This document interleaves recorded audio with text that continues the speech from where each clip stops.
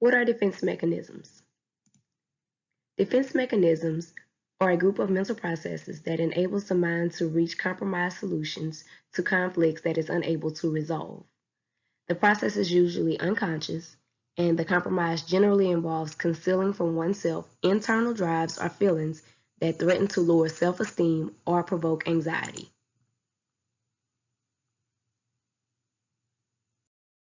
One of the most common defense mechanisms is denial. Denial is refusing to accept reality. An example of denial would be an alcoholic adamantly stating that he or she does not have a problem, using statements like, "No, I only drink socially." Repression keeps disturbing or threatening thoughts from becoming conscious. So, for example, a person who has repressed memories of abuse they suffered as a child may later have difficulty forming relationships. A lot of people get confused between denial and repression. So here I break it down, the difference between the two. With denial, the person completely refuses the truth. And that relates to external stimuli, meaning things that are going on in the external environment outside of the person. With repression, the individual does not refuse the truth, but learns to restrain it. And that relates to internal stimuli, things that are going on mentally in a person's mind. They just learn to restrain it from coming to conscious awareness. Regression enables a person to psychologically go back in time to a period when the person felt safer, especially during stressful moments. They go back to their childish acts. Some people, when they get scared, they may go get under a blanket, reach for a blanket, or suck their thumb. A good example of regression would be an adult having a temper tantrum, like in the case of road rage, just screaming and yelling and crying because they're stuck in traffic. That would be regressing, meaning going back.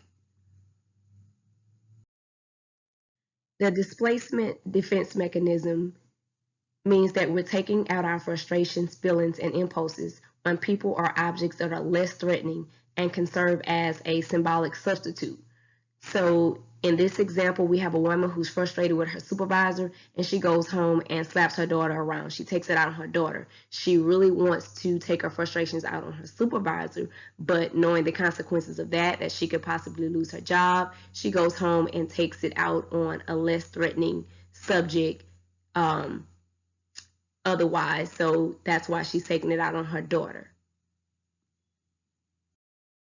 Projection is when we attribute unwanted thoughts and feelings and motives onto another person. Those feelings or thoughts could be feelings of guilt or insecurity.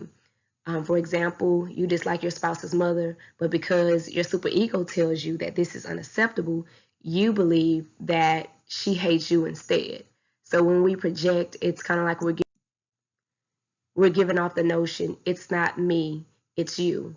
Another example would be cheating on your spouse, and you're feeling guilty about this. You know that this is unacceptable, so instead you project those feelings and insecurities on him, like he's the one cheating on you. You may feel inferior to a group of people, a group of colleagues, or whoever that you're around, and you may make a mistake. Nobody else criticizes you for the mistake, but because of your own insecurities, you feel like everybody noticed the mistake and everybody's talking about you for the mistake. They're being critical of you about this mistake, and no one's even said anything.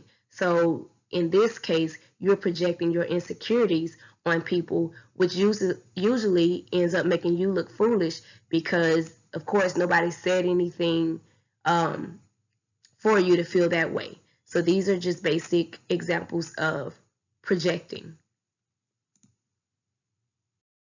Now here are some other two that people seem to get confused with: displacement and projection.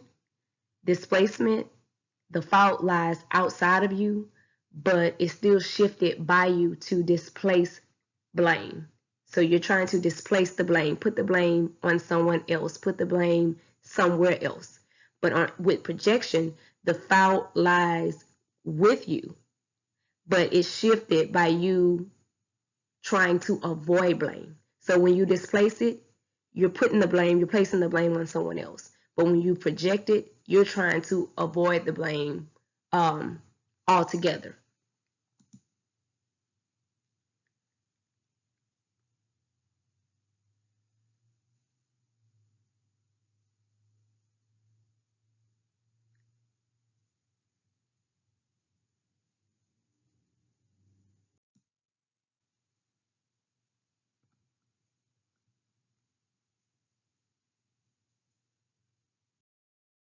Sublimation is transforming our conflicted emotions into productive outlets or socially accepted norms. For example, a person experiencing extreme anger might take up kickboxing or hockey as a means of venting frustration. So when we do this, we take a negative behavior or an unacceptable behavior and we turn it around and channel it into something that is socially acceptable. So instead of us getting angry and punching the lights out of everybody who makes us upset, when we go to the gym, we can take all our anger and our frustration out on the boxing bag.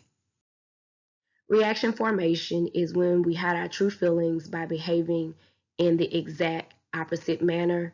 This is kind of like Dr. Jekyll, Mr. Hyde. An example would be a secretly homosexual person going to the extreme to bash people in the LGBTQ community.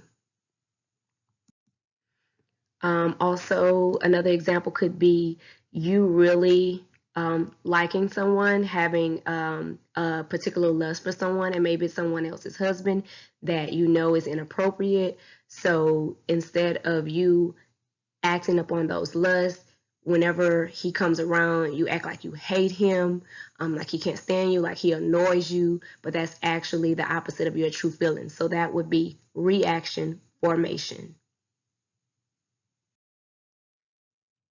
Intellectualization is thinking away an emotion or a reaction that you don't enjoy feeling.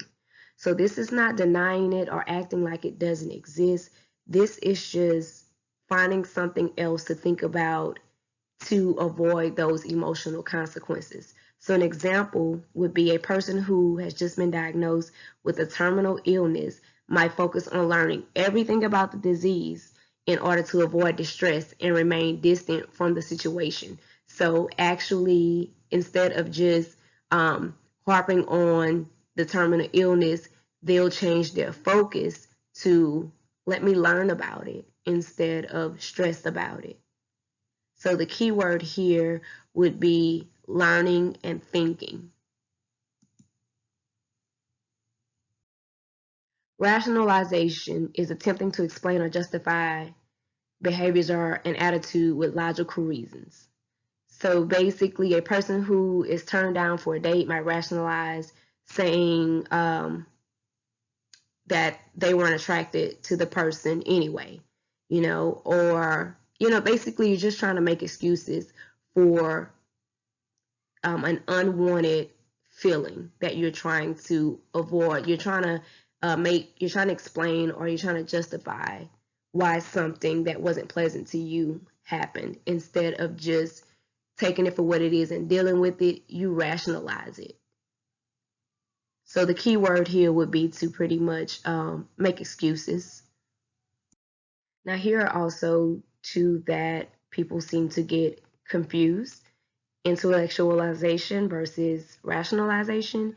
With intellectualization, we use abstract thinking to detach oneself from the feeling. So we try to think it away.